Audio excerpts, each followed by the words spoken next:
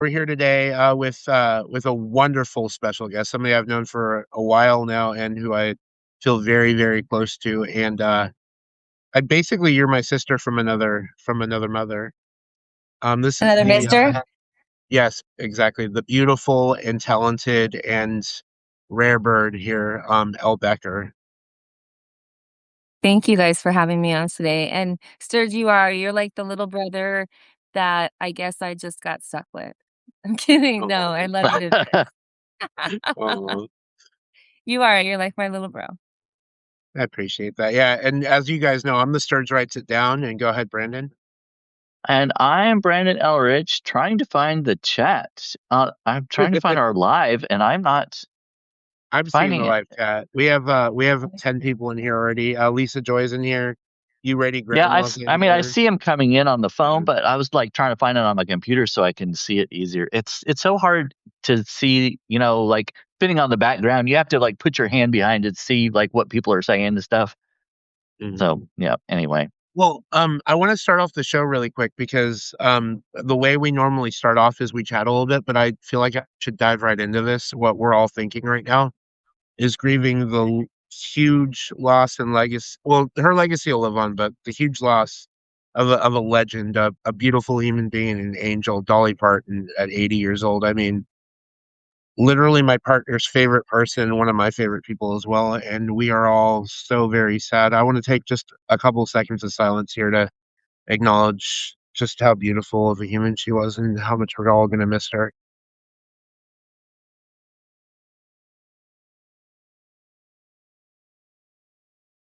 Um, I was going to read an article, but I decided not to. I think the moment of silence was enough. I think we just, everybody has, at least most people have heard by now that, that Dolly's gone. And, I mean, she's had a different impact on all of us, but, I think she's We can actually affected us all in different ways. Like, what is one thing one bright memory you have, Brandon, of Dolly Parton?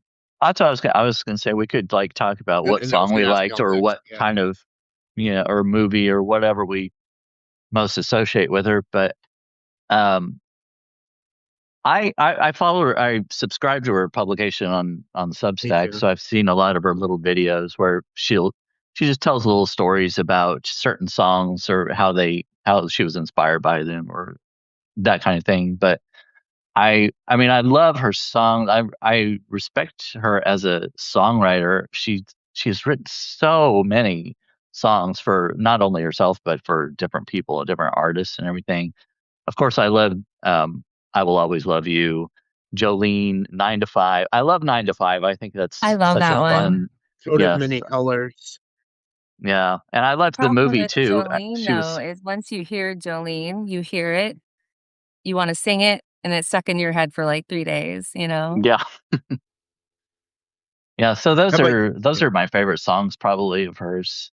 how about Al? How about you, Al? 9 to 5, I loved. I loved so much of her like earlier stuff too, you know? She was such a knockout when she was younger. I was looking at pictures of her like when I found out and I appreciate it. I think my favorite memories are just knowing that she was such a big philanthropist Yeah. and that's pretty cool. And who gets their own amusement park? Like who builds Yeah. their own amusement park? Like that takes some guts and good fair play to her for being a woman in the business, you know? We our lifelong long dream was to go to Dollywood and meet Dolly Parton, but now that we don't get to do that, at least we want to at least achieve half of that goal and go to Tennessee and go to Dollywood. That's Um, I great. also I also one major thing I love about her legacy was the books that she gave to kids. That imagination library that she ran for Yeah. over 30 years. Um, Brain of Jayhawk actually earlier had posted something about it, how he's gotten about a dozen free books from that program for his son. Wow. That made a direct impact on him. Um, I remember watching the movie A Walk to Remember when I was about 21 years old, and then Mandy Moore's character makes that reference to what Dolly Parton says about just be yourself, and Well, okay. What's the exact quote now? I'm gonna flub this. I don't remember this part. I've never seen it. I've seen the movie, but I it's been so long, I don't remember any reference. Is it the "Don't get I above doubt your who you raisin"? are and do it on purpose. Oh, okay. I like Yeah. she used to say, "Don't get above your raising." Like, don't forget where you come from and don't be too Mhm. big for your britches at the same time. I love it. Yeah. That.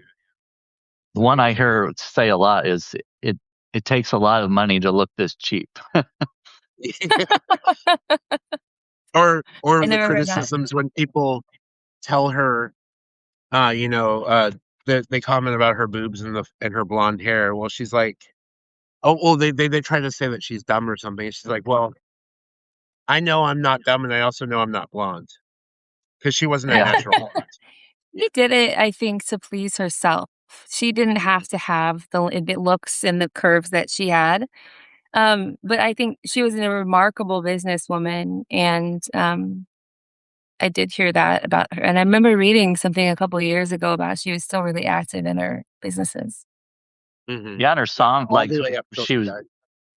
she didn't allow other people to take possession of her songs and everything. They were, they weren't owned by her record label or anything. They were her own. And Smart move. like in the movie 9 to 5, when one of her little videos on Substack, she was talking about that and saying when they approached her with it, she didn't want to do a movie. She wasn't interested in it really, but she finally said, "Okay, I'll do it as long as I can write the theme song." And then that ended up being one of her big hits, which was Yeah. pretty cool. The movie is super cute too. But wow, Yeah. women are sure equal in that movie, huh? Yeah. Yeah. Well, they were talking about doing another one, and I don't know if they ever started filming it or not, but they were, kind of working on the script. Her and Lily Tomlin and Jane Fonda were all working on the script and everything, but Was, I don't know how far they got into it. Dolly actually Ally made Fields it in a it special too? appearance on Grace and Frankie. Yeah, Uh, I read that in then the Lily Tomlin and Jane Fonda did that show again. I mean, they did that show years later from 9 to 5, where they had collaborated with Dolly. But Dolly, she loved the show so much she came on there, yeah. played a character on that show. It was beautiful.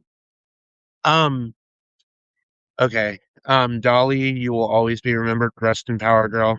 I mean, woman, you were strong and beautiful, and you, yeah, wow. Yeah. Play on, Dolly, like, Leon that's all we Dolly, can ask is play on. exactly.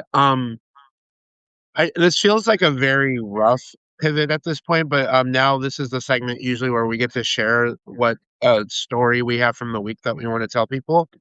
And what the other two people do that when they're listing is we give a humorous, even if it's a slightly inaccurate summary of what you just said, but Okay. it's based off of what you said.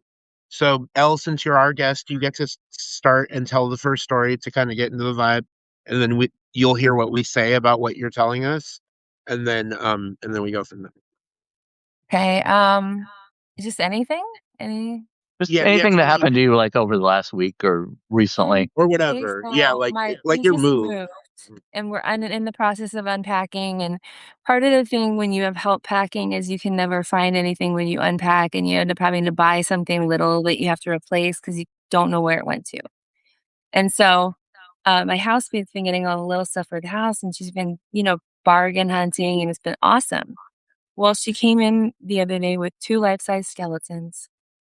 And I was like, "Did the internet run out of stuff and now you got a life size like, what?" And she's like, "For Halloween." And I was like, "Oh, okay. That's cool." So, but I mean, it's just super random, and they're sitting in our living room right now. And the guy came today to install the screen storm door, and he saw this just these 2 skeletons sitting in our living room, like, and they're really realistic looking and articulated, and yeah. Mhm. So you're letting people, you're letting the skeletons out of your closet, and people are seeing that now. Yes, a lot of boning going on. All right, Brandon, go Yeah. ahead. Yeah, That's that was I good. should have thought That of was the good. boning one. Man, I can't use it now though. Yeah, you can't use Um, Elle ruined it for you because she was like, "Nope, I'm jumping on this." Oh wait, that's so what the skeleton said. yeah, so you're downsizing, getting rid of stuff, and then you you bought some more stuff to replace it, and Not me. Not brought me. s- put some took some dead people out of your closet and Yeah. put them on the sofa. It's like, well, might as well just use them to Well, decorate. we needed the room in the closet, you know? Yeah. So and I was like, "Is this your last housemate? Like, is this a pattern? Were these in the freezer and now they're out?"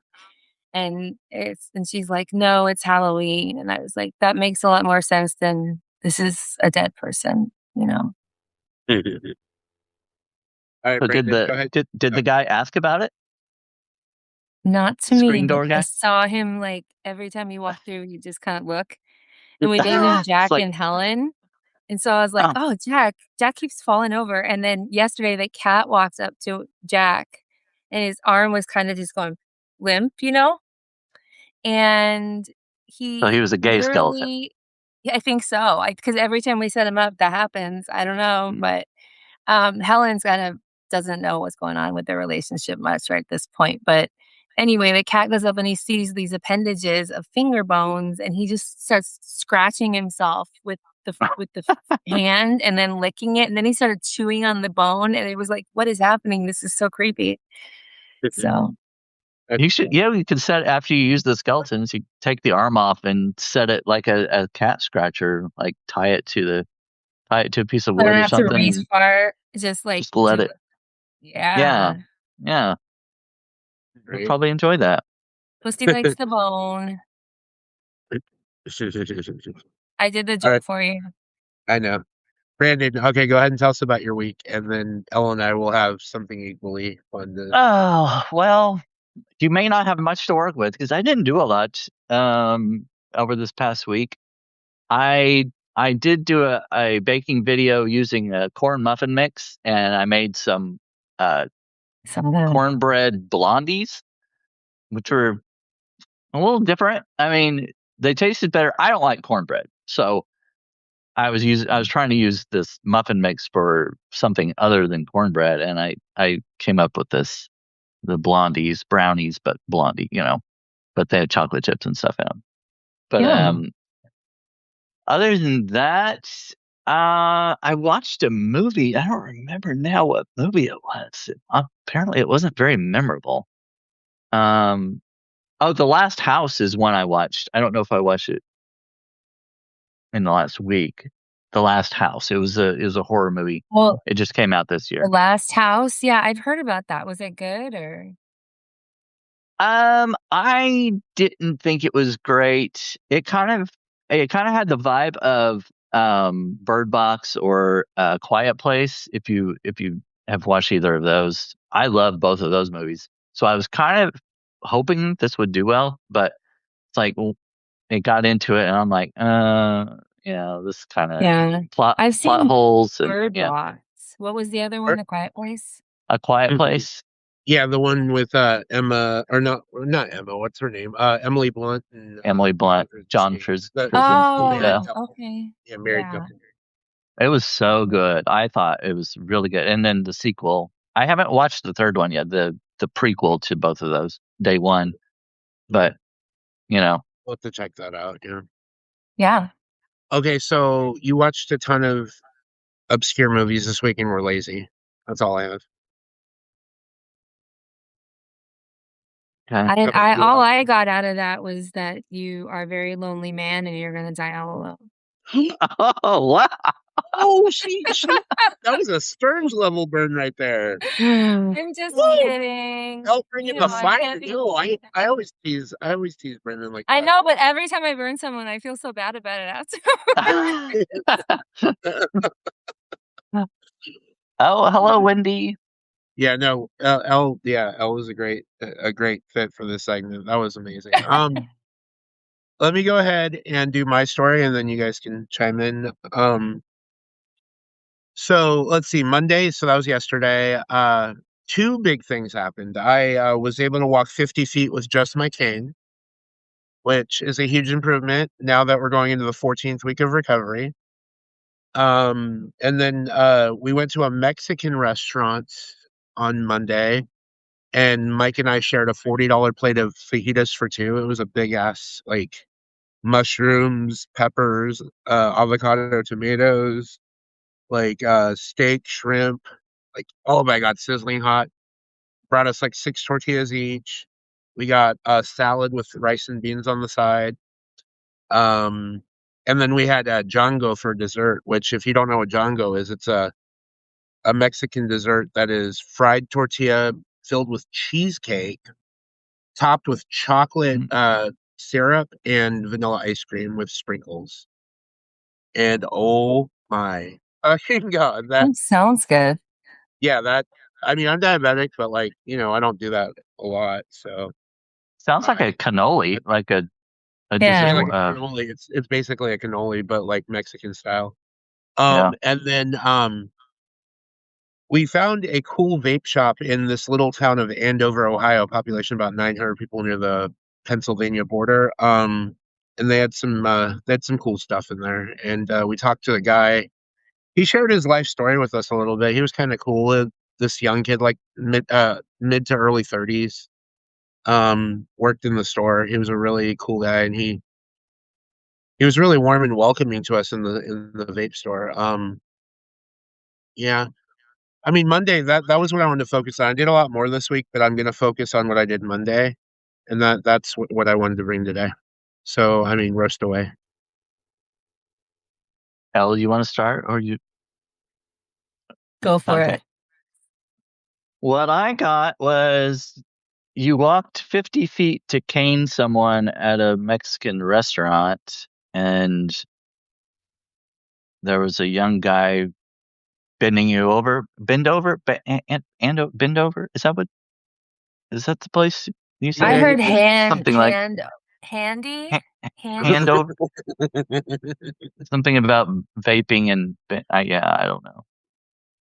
That's it. All right, how about you, Al? It sounds like you walked 50 feet to go contribute to your diabetes, which is awesome. I'm sure that exercise is gonna counteract the big dessert you had. But that's what I learned, is that you did all that and you found finding a cool vape shop is kind of cool, because then you get good deals when you keep going back. But you have to go to Ohio, and is there a trade-off? Yeah, right. I mean, Ohio. It's Ohio. I mean, so what's the name of that band? Hawthorne Heights sings "Ohio is for Lovers." Never heard it. It's like a harder.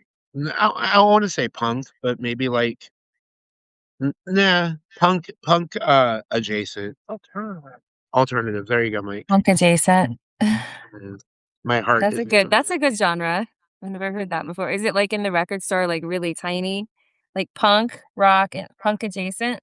There are like 3 CDs there, right? Oh yes. A YRG is actually typing in the lyrics right now. Yeah, Ohio's got a bunch of songs. Mike, when we first got into Ohio the other day, he was playing Crosby, Stills, Nash and Young's song from 1970, Ohio. For Dead in Ohio. He was playing it really I've seen loud. them in concert. I've Yeah. seen all 4 of them reunite, and then at a reunion thing. At first, I saw a set with just Crosby, Stills, and Nash, and then Neil Young came out and reunited with them for a set. Oh my god. Is that a law firm? Did they sing like law jingles or something? 1-800-ACCIDENT was their favorite hit, No, what was it? It was a JG Wentworth jingle, Brandon. That's what they made. It's called JG Wentworth. It's my money and I want it now, Oh yeah. 8776 now. Yeah, The big lawyer in 8776 now. Phoenix was this guy named Rafi somebody, but he paid to wrap his face on all the buses, and it just says Ruffy, Ruffy, Ruffy, like all over it, and then it has a phone number, and that's it. And so people call just to find out who he is. That and he's worked. That he's worked. People a called. personal injury lawyer, criminal lawyer, or something like that. It's funny. That is pretty funny. Oh my gosh. Okay, so now this is actually the segment we read our stories.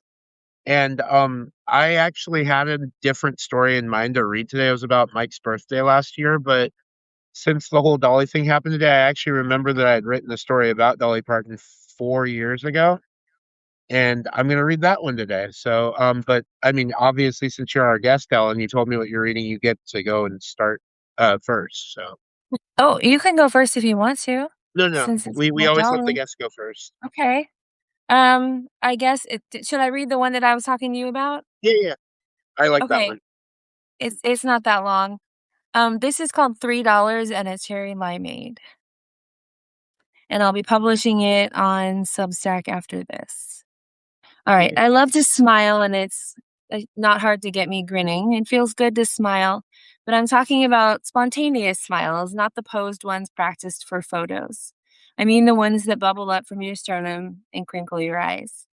The last thing that made me smile wasn't anything extraordinary. It's a series of small, seemingly insignificant moments when a tiny act of kindness changed the shape of my day. I moved recently, narrowly avoiding homelessness and disaster. My housemate Marie was lucky enough to be able to hire help packing and moving as my neurological disease leaves me quite weak, especially during the heat of summer. What I didn't know is that I don't know what I would have done without her. From the moment we met, we clicked. We've been like sisters ever since, and I'd do anything for her, her amazing dog, and her non asshole cat. The dog has to have a cuddle with me when I wake up, and the cat rubs my nose to his and purrs. So together we've become a small family, and it's the little things that warm my heart. So when she stops for something cold to drink, she gets me a cherry limeade. It's that cherry limeade that touches my heart, not the drink, the fact that in the middle of her errands, hot and frazzled, she still thought, Elle would want one. There's something embarrassingly tender about being cared for or thought about when you're not even in the room. A few years ago, I experienced a brutal stretch of loss. The family and friends who made up my world all died within a year, then my best friend betrayed me. I don't have many people left I can say I can trust. Loss does weird things to the way you measure love. When you've lived in the absence of enough people, you stop taking tiny gestures for granted. Someone remembering your favorite drink feels disproportionately ginormous when you're no longer used to being on someone's mind.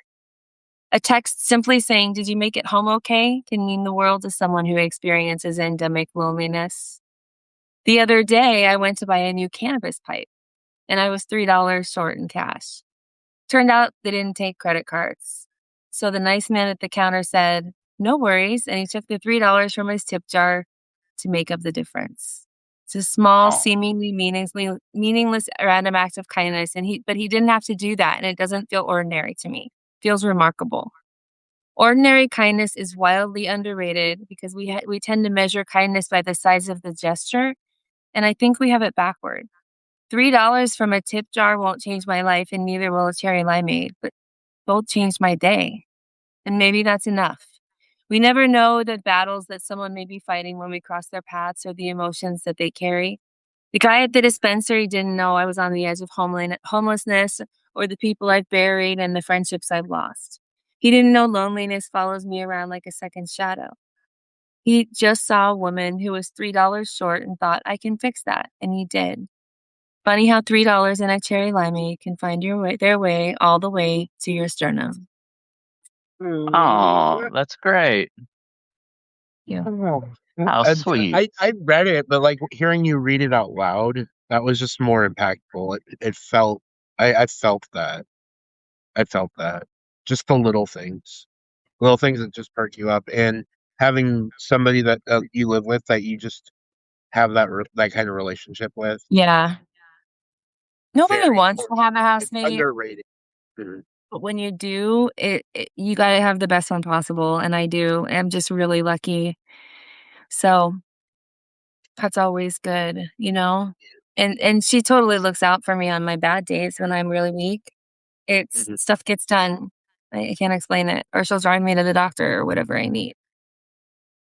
Yeah, I agree. You ready, Grandma? Amazing, great writing. It's Yeah, if you're not, definitely you remember to subscribe to Elle, and Rare you can Bird click Rising. at the top. You should be able to Yeah, it should be click the Substack button. at Paul Becker, I think. And also, if anyone's interested, and I'll post more info about it later, but if anyone is interested in taking a writing class, my writing class starts September 6th. The next cohort of it is a 6-week class called From Idea to Edit. And it covers exactly that. Where do you get the chaos in your brain, starting from the chaos in your brain all the way to a finished, edited piece, revised piece, and ready to submit it in. I'm checking it.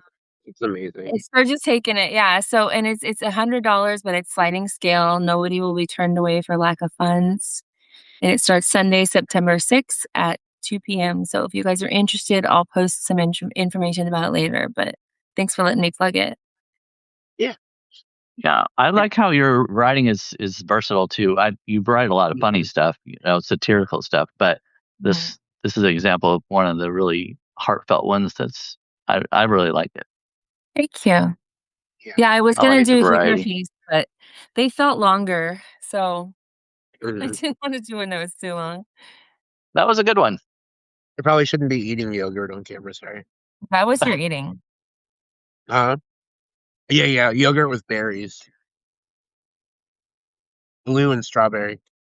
You know that phenomenon when you, like, take a picture of food and it doesn't look as good as the food does in real life? Like, when they take a picture for the menu, Oh yeah. you're like, "Oh, I don't want that," but if you didn't see a picture of it, you probably would want it. I just felt that way right now. Mm. Sorry. I felt that Yeah. way with Sonic burgers. I do not like Sonic. Their burgers are always like, Yeah, they're greasy. yeah, they're mushy. Like the lettuce and the tomatoes and everything that's all wilty and just, I don't know. But to You're look an at the amateur, picture, it Brandon. looks great.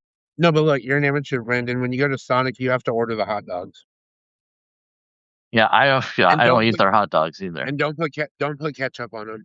Don't listen to I him. will put ketchup on my hot What do dogs. you Thank guys you like very on your much. hot dogs? Huh? What do you like on your hot dogs? I don't eat much. I like a chili dog sometimes, but I put ketchup on mine. On your chili dog? No, just on a hot. I mean, Oh. if I just have a hot dog, like if I roast it over a fire or whatever, then I put Yeah, that's ketchup what I on it. like, or like a sausage. But I like the works. I do ketchup, mustard, onions, relish, Oh yeah, jalapenos, pickle. I I like don't Chicago mind. Like style. if I don't use a lot of relish. I'm not a pickle person, but Oh, I I'll like eat it dill. if it's there. Dill relish is the Oh bomb. yeah, It's sweet relish. I can take or leave, but dill relish is the shit. yeah.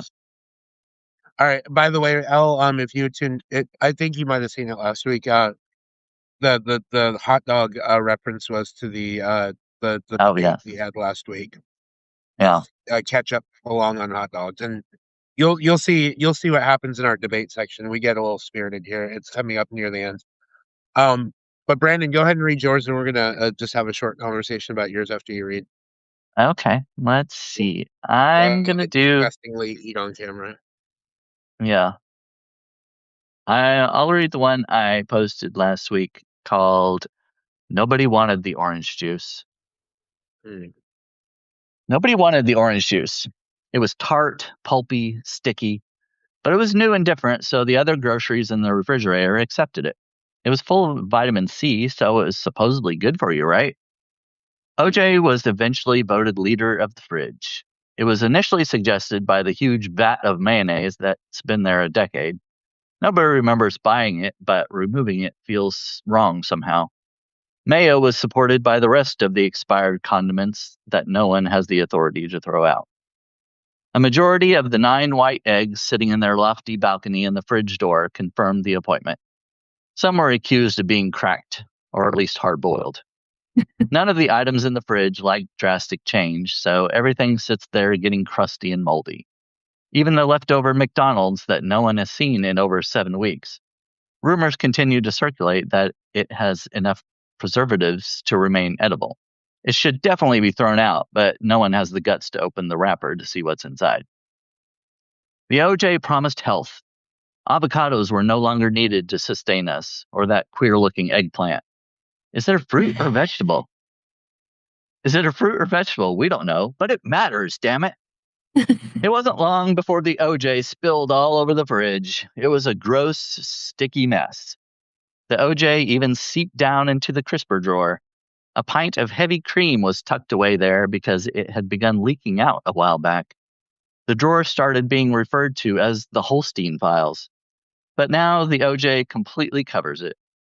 My buddy Ellie Leonard offered to sort through the drawer. Wear gloves, Ellie. It's a mess down there. Ice began forming at the back of the fridge, freezing everything around it, whether it was supposed to be there or not. Unfortunately, the ice was masked by things in front of it. Some items wanted the OJ gone, like the beautifully labeled Tupperware of leftovers full of good intentions, slowly turning into a science experiment in the back of the fridge. They were part of an elaborate set of meal prep containers on Sunday that should have lasted all week, but got rearranged into a completely different plan by Tuesday. Maybe one day the fridge will get defrosted and the OJ's mess will all be cleaned up. For now, we sit here with a fridge nearly full of inedible food. The only thing fit to eat is a block of American cheese on some stale white crackers. That was great. That was so awesome. All the imagery that was happening while you were explaining all the different ways the fridge was transforming. It was just that was epic. Thank you. Well Thank done. you. Structurally, you did a really good job with that pacing, like building the changes of the fridge and what was happening. And at first, I thought you were just going to talk about like the industry of orange juice or something, and I was like, Right. "Real, listen," you know. And then you got like so funny, and no, I loved it. I really enjoyed hearing it. Good job. It's completely satirical. It has nothing to do with the current climate or politics or anything like that. It's just a story about I items wonder, in a refrigerator. Yeah. not autobiographical or anything. Wow. He's the mayonnaise that spilled all over it.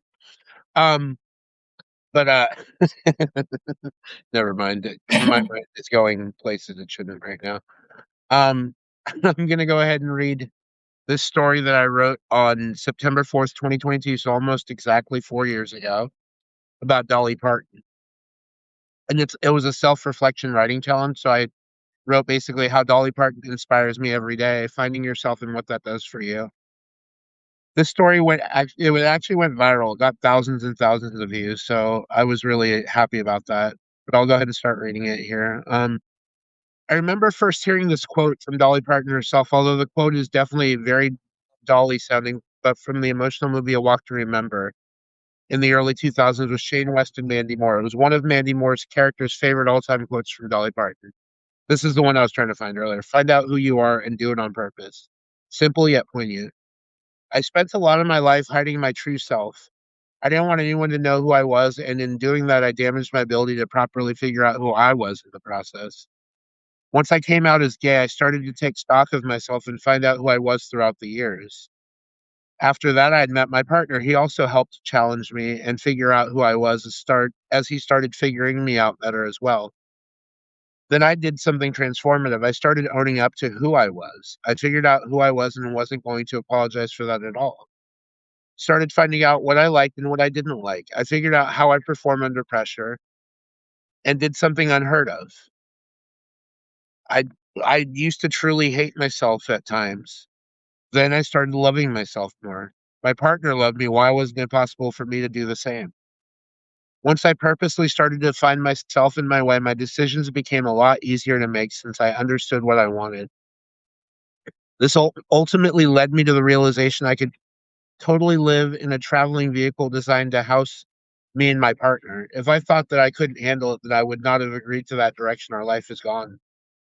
I'm not much of a preacher, but I suggest that anyone who hasn't completely found out who they are and expressed themselves just go on this journey of self-discovery, figure it out. It doesn't hurt. Your life after truly finding out who you are is amazing. It's not perfect, but it sure as hell beats lying to yourself, others, and those you love and care about. Once you express yourself in a sincere and honest way, there's no going back. I once stupidly thought that if people really knew who I was, they wouldn't like me at all. Worse than that, I thought I wouldn't like me. Sometimes I don't, but most of the time I love myself. I found that being yourself is just fine for the people that you want to keep in your life. Those who don't like you won't stay anyway. So love yourself and do it all on purpose. Just be yourself. Thank you, Dolly. And then I'm gonna add right now, rest in power. Because oh my god. Hmm. That's nice, Serge. It's nice to hear that you're writing about being comfortable in your own skin and knowing yourself. There's something It, freeing about that. It took me till I was of a certain age to figure out that I was comfortable being me, you know? mhm. Yeah, you know, I I I had this weird thing is like if I don't act a certain way that society wanted me to act or my relatives wanted me to act, all these people were feeding me this garbage and it was not anything I wanted to hear or needed to hear. Yeah. Yeah, obviously I can relate being closeted gay for a long time, and yeah, it's your family. At least mine was very good at the guilt trips, you know, and it's Catholic. it's completely opposite of how it should be. They should have enough love to accept you for who you are and not try to guilt you into being something different or what they expect Right. you to be. Mhm. Yeah. Exactly. Exactly. Oh, okay. Oh, that was heavy. Great Let's piece, go to Serge. Good job. thank you. I'm going to open this link. This is our weekly article that we read from the news. It's usually gay topic, but sometimes we read just something that's trending. Today, I'm pulling up an article I read the other day on the 21st. It's on CNN. It's an article titled "Log Cabin Republicans: A Leading Group for Gay Conservatives Abandons Transgender Advocacy." And this is a very, very dear topic to my heart So, because I identify with the community, and I'm going to go ahead and read this. Not with the Republicans, obviously, but with the latter. Log Cabin Republicans, a leading organization for gay conservatives, will no longer advocate for transgender people, a significant break within the LGBTQ movement as the GOP makes opposition to trans rights a political and policy priority. The influential group added support for transgender issues to its platform more than a decade ago amid growing cultural acceptance. But Log Cabin Republican President Ross Heminger told CNN that in recent years, his members have grown increasingly uncomfortable with the focuses of the trans community, including gender affirming care for minors and the participation of trans girls and women in sports. It has gone to places we never in good conscience could get behind, Heminger said. The decision announced Thursday to drop the T from the group's LGBT mission comes as gay and lesbian Republicans face renewed threats to the rights they have spent decades fighting to secure, with those challenging largely emerging from within Heminger's party. Earlier this year, a coalition of conservative groups launched an initiative aimed at challenging the legal foundations of same sex marriage and preventing gay and lesbian couples from adopting children. Meanwhile, a growing number of Republican officials have called for new restrictions on surrogacy births, a move that would limit family building options for LGBTQ plus couples. Debate on the right over the issue broke out last month after Fox News personality Guy Benson and his husband announced the birth of a daughter via surrogate. It's the couple's second child. Several Christian conservative figures criticized Benson on X, with some like surrogacy to trafficking babies. Allie Beth Stuckey, the host of an influential podcast that featured JD Vance earlier this year, wrote that the idea of purposely creating that little girl to be the motherless is too much to bear. It's cruel. Allie Beth is a wildly talented communicator. She's also a fucking idiot, Heminger said. Those people have always been out there. They may be louder at times. I don't think they have more people than our side. CNN has reached out to Stuckey for comment. Heminger said Log Cabin Republicans is seeking to distance itself from the transgender rights movement in hopes of strengthening its position to fight for its gay and lesbian members. There's a big difference between talking about two people's rights to be married and whether your 12-year-old girl should be playing volleyball against biological men, he said. Not everyone agreed with the approach. Sarah Hunt, a former board member of the Log Cabin Institute, wrote On X, she was disappointed by the announcement. She pointed to Caitlyn Jenner, a transgender woman and vocal supporter of President Donald Trump, who is among the country's most recognizable figures. Until now, LCR's legacy has been inclusion and building a big tent, she wrote. The Human Rights Campaign also criticized Log Cabin Republicans, saying in a statement that the vast majority of us understand that all of our freedoms are intertwined. Splitting up the LGBTQ plus community and pitting us against each other is exactly what anti-equality forces want to see happen, spokesperson Delphine Leno said in the statement. Sacrificing one part of a community in the false hope that it will somehow protect the rest of it has never worked throughout history, and it's a tactic that should be rejected again today.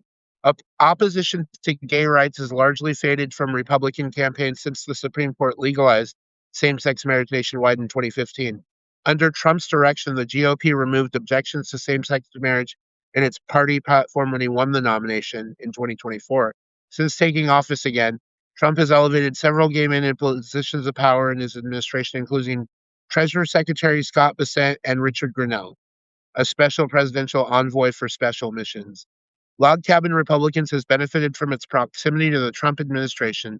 First Lady Melania Trump, the recipient of the organization's top honor in 2021, headlined a fundraiser for the group in 2024, and its former president, Charles Moran, now serves in the U.S. Department of Energy.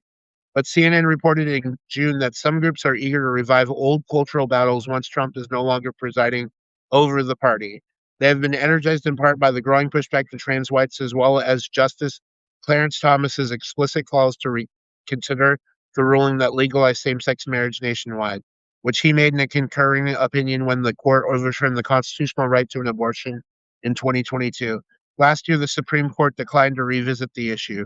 We will obviously have future nominees and party leaders who are more conservative on those issues than Donald Trump, Heminger said. It's not anything that scares us. And oh my God, let's talk about this. Because this is horrifying, terrifying news. So even the Log Cabin Republicans who've been, I mean, first of all, Log Cabin Republicans shouldn't even be a thing, in my opinion, because gay people should not be Republican. That is so backwards. Like, when will they figure out that the Republicans just aren't for us at all? Oh yeah, we're gonna fight for gay and lesbian rights. Just fight for the fact to not have our rights taken away again. Like, that's basically what they are. And Taken away? You had them in the first place? I mean, we never really had them, but yeah, no, I mean, we're being given little morsels here and there, little bites I of think freedom. it's a complete witch hunt right now, and Mhm. I have a lot of parent people that I know who have children who are trans and are trying to find ways to, like, help them, out of pocket, and it's astronomical. Another friend of mine's daughter is trans, and she had to basically put herself into near homelessness to get on a list to get financial assistance for her medicine, and then they, ended up getting she got oh god, so much happened, but she and her dad both got death threats and all kinds of stuff happened, so she left the country. She's gone. And it's sad that now she's separated from her dad and that they miss each other, you know? She's in her early 20s and doesn't deserve all the stuff she's been through. Brandon? There was a WNBA game in Georgia. I don't remember when it was. It was fairly recently, and there were some people in the stands that had pro-trans T-shirts on, and a security guard came and told them they were dressed inappropriately and had to leave, or they would be escorted out. I would have At made them escort me yeah, bodily. at a different game, I don't remember when this was. It was a couple of days ago, though. Natasha Cloud and her teammates saw Enes Kanter Freedom on the sidelines, trying to rile some shit up. You know that former NBA player who is claiming he's a woman just to rile some shit up, and that he's going to declare for the WNBA draft next year. He came to the game, and Natasha Cloud right away, all her teammates, they all went up to him and told him to get the fuck out of there, and security had to pull him out. They took him out of the game, but he was wearing something that was like anti-trans, and he's a known Trump supporter. So They took that guy right out of the stadium, and she offered a statement afterwards, giving unconditional support to her to trans women and the trans community in general, support. So, I mean that speaks volumes Well, when you're not a Sophie Cunningham and you're not saying things that are anti-trans. Like you've heard of the stuff Sophie's been saying, right? Yeah, yeah. it's really sad. But there are people who are willing to speak up, and I commend them for that. And it's It's they're a true big deal allies. in this culture, and I don't know. I guess you could say I'm a passionate ally. I Mhm. just feel like, from my point of view, I've never understood why somebody who is an oppressed group then has to turn around and find somebody to oppress. You know, like the log cabin Republicans, like they had it. Everyone was like, "Oh, they have it so tough at first, and now they're sin." But then it's like America was built on that mentality, though. Slavery. Then the no Irish need apply, no Italians need apply. Like everybody has somebody they look down upon, and it feels like it's just repeating this cycle over and over. When are we going to learn? Yeah. It's gonna take something major. All right. Unfortunately. Yeah. All right. Well, on that note, we'll end this conversation and switch to our next segment, which Brandon is excited to start since he's side A. Am I? Yeah, I will go ahead and read the debate that I had put forward for us this week. And once we're done both arguing our sides of it, and I always do this disclaimer before we start. These aren't necessarily our opinions. We're just taking one side of each side of a certain argument and looking at it logically and arguing our side of it. Last week Okay. happened to be what last week happened to be our opinion, which I did say during the live, but this week I'm not going to This, promise that yeah. it is. This week I was assigned this role, so I'll It's just put and that we're out there. debating whether people who leave voice notes instead of texting are innovators or social criminals. And I gave Brandon the social criminal side, and I'm arguing side B, which is the innovator side. So let's go ahead and start. And then once we're done with both of our sides, Elle, you can chime in the conversation. We're just gonna do our sides first. Okay. All right. Oh, voice notes. Ugh, ridiculous. Well, it's a little better than it used to be, I think. Like when I would get a voicemail, you'd have to dial your voicemail and put in your password and listen to the message and everything. What? Just text me you don't need to leave this voice message and make me go through all this time and listen to this thing. Just text me and I can read it when I've got the time and reply in kind. I think it's a little easier now where you can leave the voicemail and you just, like on my phone at least, I see the thing and I can just push play and listen to it. Mhm. I still don't really like listening to the voicemail. I don't know. It seems awkward and leaving the voice. I hate leaving voice messages. I I don't know what to say. First of all, I'm like, no, forget it. I just hang up before the message records. It's it's pointless, and the text messages are so much more efficient and time savers. And that's pretty much all I got on that one. I think. I'm sorry, Brandon, but you're wrong. Oh, You're of course so I am. wrong Of course. because text people who voice text are very, very efficient innovators, and I'll tell you why. Because honestly, I couldn't even stand listening to you argue your side this time. Because voice notes, when they're sent, appropriately, preserve the tone and emotion and nuance of what somebody's trying to tell you instead of having to read a lost or misread flat text message. And I can tell you from experience in the past, when I've had something to say to somebody, especially if we're not necessarily in accord with each other at the time, some of my words came off as not what I intended it to. So if I had sent a voice message instead, maybe they would have heard the passion, the tone, and the intent behind my message instead of what my message was saying. It just allows busy people to catch up on the go too. Like, imagine if you had to work like a 50, 60-hour job and you're not just gonna sit there texting, you're doing other stuff all day. It just makes communication feel a lot more personal, warm, and authentic, even when you're busy. And it lets people talk freely with each other. Honestly, I think people who send voice messages frequently are actually are much smarter than the general population, and they're living in the future, not the past. Like you, like text messages. What even is that? All right, L, chime in. All right. So, I think that there's nothing worse than getting a 15-minute voice memo from a creepy person. That's happened to me. And I don't listen to them. I have a transcript. Mine transcribes my voice memos, my phone. So when someone sends me a voice memo, I don't even listen to that. So I see Brandon's side of the argument, but I also see Sturgis because how else am I going to wish somebody a happy birthday? I'm not going to type out the words happy birthday to you, happy birthday to you. I'm going to sing it in a voice memo. And And she has if a I do beautiful it on their singing voice. voicemail, anybody under the age of 55 doesn't check their voicemail anyway.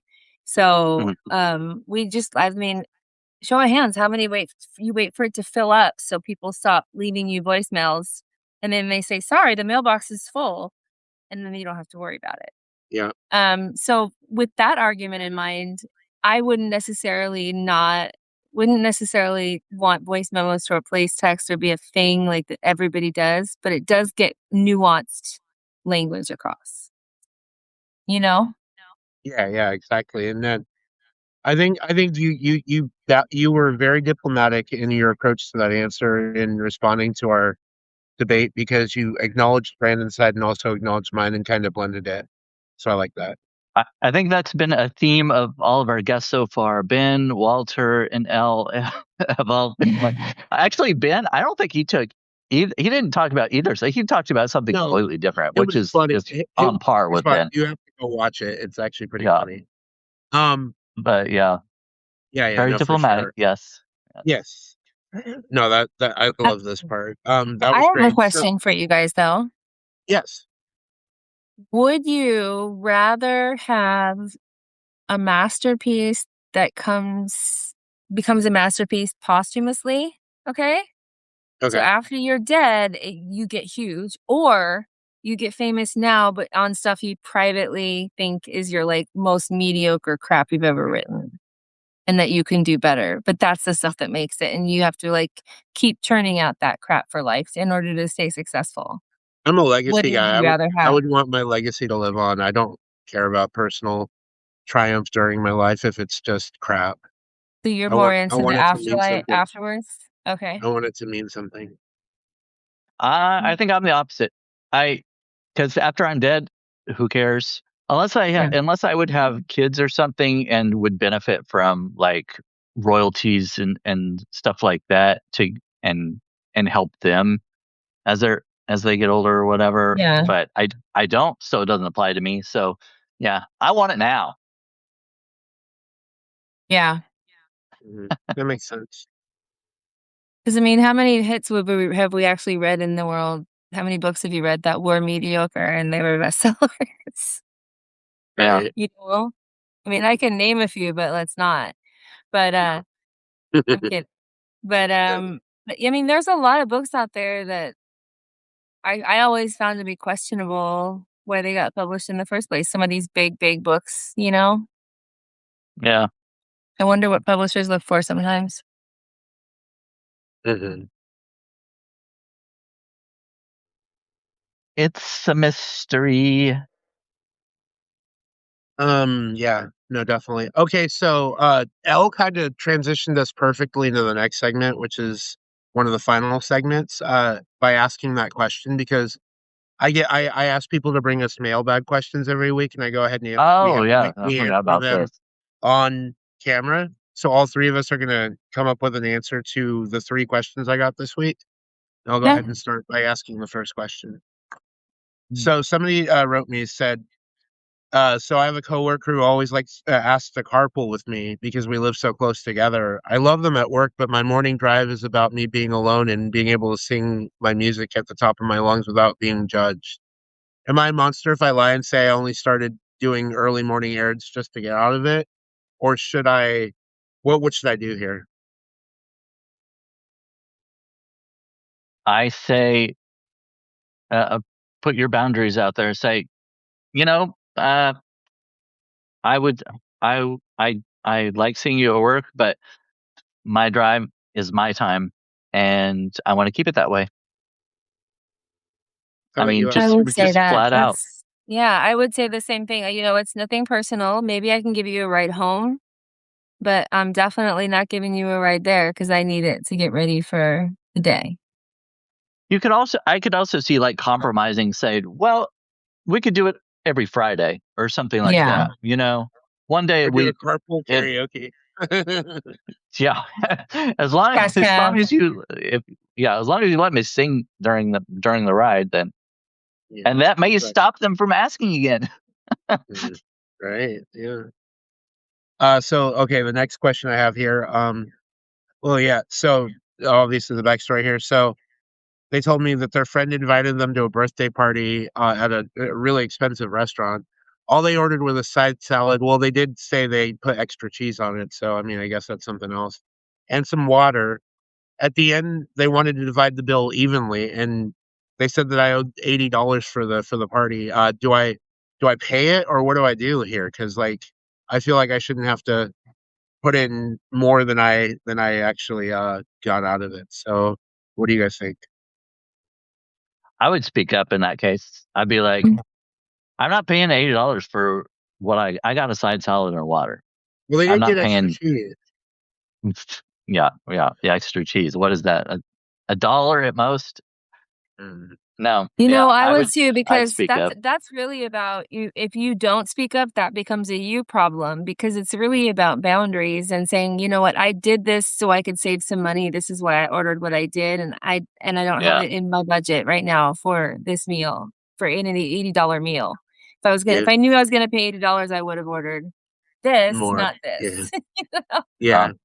This reminds me of that story I shared that went really viral earlier this year about when I was at the wedding dinner party, the reception at my when I was the best man at my friend's wedding. Yeah, I read this a few I weeks ago. remember that. Yeah, and they were trying to get me to pay more, and I was like, "No, this is all we ordered, and we paid our share." So yeah, Yeah. Yeah. yeah. Speak out, or just not put yourself in that situation. If you feel like that situation is going to happen, remove yourself from it. That's it. All right. One But more. Go nowadays, ahead. when you go to a restaurant, it's pretty easy. You just tell them we want to split the Split the check, and bill. they'll give everybody their own Yeah, receipts or for you that. can even So just say, "I want my own check." They can be all let them figure it out, but I am a side yeah, salad and a water girl. yeah, it's So it's a lot Extra easier to cheese. split checks nowadays I than mean, it was. extra cheese though. So I mean, still. Yeah, or you could kick them in the dick, like Ben says. There you yeah. go. I was gonna say something about Ben earlier, and I thought maybe he Hi, left, Ben. but No, he looks like he's Ben's here. still around. He gets distracted, but he's still around. A diplomatic. Dick kicker. That's your next story, Ben. Diplomatic dick kicker. You have to write that. All right, last question, or this is the last question I got in. So I think this was a gay guy because it says a guy at my gym puts his phone on a tripod to film his workouts and gets mad if people walk through his shot. Is it my job to dodge his camera, or should I actively walk into the frame to assert dominance, or is there some sort of middle ground? Wow. Gym questions. If someone's filming their workout, you need to get through, it's not oh well, you're gonna ruin their shot. They shouldn't put the camera in the way of people walking. But if you do it just to ruin the frame, that's a little malicious. I don't know that I'd go that far, but unless he's a total gym bro, and then you need to teach that boy a lesson. But kidding. It's Andrew Tate. No, I'm kidding. Go ahead, Brandon. It depends on a few factors. How big he is, how hot he is, and how big of an influencer he is. Wait, did you mean his dick? Oh, Is that what you meant? His That's what you what? meant, right? His His dick. how big he? Oh no, I meant like how big it like. Okay, if I'm pissing this guy off, is he gonna he's gonna whoop yeah. my ass or something like that? But Yeah. no, I mean I wouldn't intentionally walk in front of it, but I unless he was a total jerk, then I might. But It sounds like he might be. I'm yeah, knocking the tripod down and walking away. yeah. Well, I wouldn't do anything intentional, but if I have to go like all the way around all this equipment to get to the other side to where I'm wanting to go, I'm not going to do that. I'm gonna I'm gonna walk by and it's like, you're in a public place. This is what you got to deal with. Exactly, exactly. Mhm. Oh, those are all good answers. Oh my God. So I can't believe we're at the end of the thing already. I know So this this is one went usually quick. yeah, this is usually the time when we go through all three of us and announce what we're doing coming up. You already announced your class. Let's just remind people of that class again. When we have Oh, go medium ahead. day to talk about you and me, so Yeah, yeah. together we can On the announce that. yeah, yeah. So together, Elle Becker and I are going to be on a panel with two other women, right? Two women. Yeah, Dr. Cheryl Hatch and Mm-hmm. R.K. Osborne. Yeah, yeah. And Mm-hmm. the panel is going to be chronic illness and disability. And then that morning at 10 a.m. Eastern, I'll be doing Right Where It Hurts in the intersection between chronic illness, craft, and community. Mm-hmm. Yeah, I'll be a part of that panel as well. Like you were mentioning before. What I was gonna pitch to you and see if this was a good fit for what everything else everyone else was doing. While you were telling me what everyone else was putting into it, I wanted to put in the aspect of a traveling disabled person, like how a lot of places when you're traveling don't have the accessibility and stuff, but also writing from that perspective. So, Okay, well, we have someone doing accessibility so I already. should change. No, but I mean, like it's more, If you did like it's specifically like it's traveling more with traveling. It's more traveling RV focused. that's a great idea. Or just traveling with disabilities. How hard is it to get Yeah. everything done, you know? Okay, that works, and that'll tie into the accessibility Yeah. thing. Then that could be a nice transition. I Okay, think that'd be awesome. And that's great. September 18th. And our panel, I think, is at either 1 or 2 p.m. Eastern. The panel that Serge and I are on together. Yeah, I have to look it up, but we'll post it. yeah, that sounds right. And then what I have going on this right now is I'm trying to get to 5 stories published this month. I've published 3 at this point, and I'm starting to pick up on a little bit of extra money, and I have just a little bit. Uh, I haven't been really focusing on writing as much lately as I have been on live video, but I'm starting to bring my focus back into that. Mhm. And I'm gonna train Fiona tomorrow, so we are actually gonna go on karaoke for at least an hour. I mean, less than maybe up to an hour is what I was trying to say. What time does it start at? It's gonna start tomorrow at 6:30 your time. Oh, So it's a we're gonna. meeting tomorrow. Our other meeting, group meeting. So Oh, yeah, because it's every 2 weeks. Okay. Go ahead, Brandon. What do you have? Oh, and by the way, I just booked this, Brandon. I don't know if you saw the message yet, but Yeah. Jayhawk wants to talk with me. We're gonna have a talk with you, me, and Jayhawk on the 19th. It's not gonna be part of the podcast series. It's gonna be a different talk, and I'll give you more details as we go along. All Okay. right. I've got a few things coming up. Tonight I'm going live with Stefan Pasek. I was with him on Sunday. Mm-hmm. Yeah, I'm going live with him tonight at 7:30 Central Time, and we talk about like just random topics. Tonight we're supposed to be talking about food topics, like Mm. sort of controversial food takes, maybe like is cereal a soup? Peanut butter on steak and other things like that. But yeah, and then tomorrow I am baking a chocolate zucchini cake with Samantha Burns. she's a farmer in Maine, and she sent me the recipe that she uses, and we're gonna make it together. She's only the second person I've done a baking video with. Collaboratively. Mhm. That's Yeah, awesome. so yeah. I love your baking videos. They're great. Oh, thank you. I only like it when I can see skin. So I mean, if he has no shirt on and his robot or his apron on, But perfect. a girl can Um, look. I can't watch it when he has clothes on. Well, I guess I'll. What kind of videos are you watching? Yeah, you're looking at the only stack. Only stack. I like it. And Good then job. Monday, I'm going on the Latchkey Hour with Shayla, and we're going to be doing an 80s trivia. So That'll be fun. You should join in We'll on that because that's a Gen X pod. That's yeah, fun. we'll see how that goes.